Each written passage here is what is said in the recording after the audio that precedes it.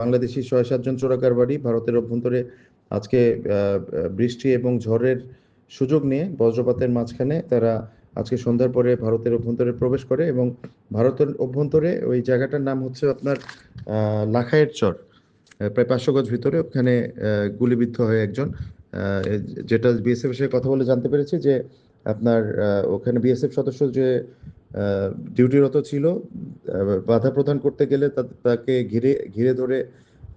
দেশীয় অস্ত্র, ধারালো অস্ত্র দ্বারা তাকে কোপ দেওয়ার চেষ্টা করে। আত্মরক্ষার্থে সে ফায়ার করেছে বলে বিএসএফ জানিয়েছে এবং একজন গুলিবিদ্ধ হয়েছে এবং মৃত্যুবরণ করেছে। এই ব্যক্তিকে তারা এখন ভারতের অভ্যন্তরে কোনো একটা হাসপাতালে নিয়ে গিয়েছে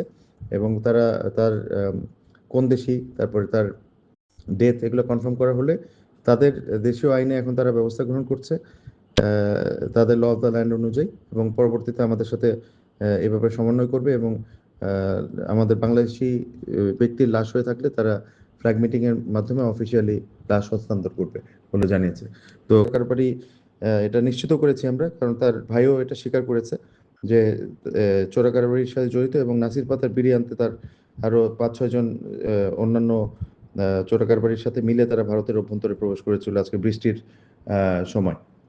এই বৃষ্টির সুযোগ নিয়ে।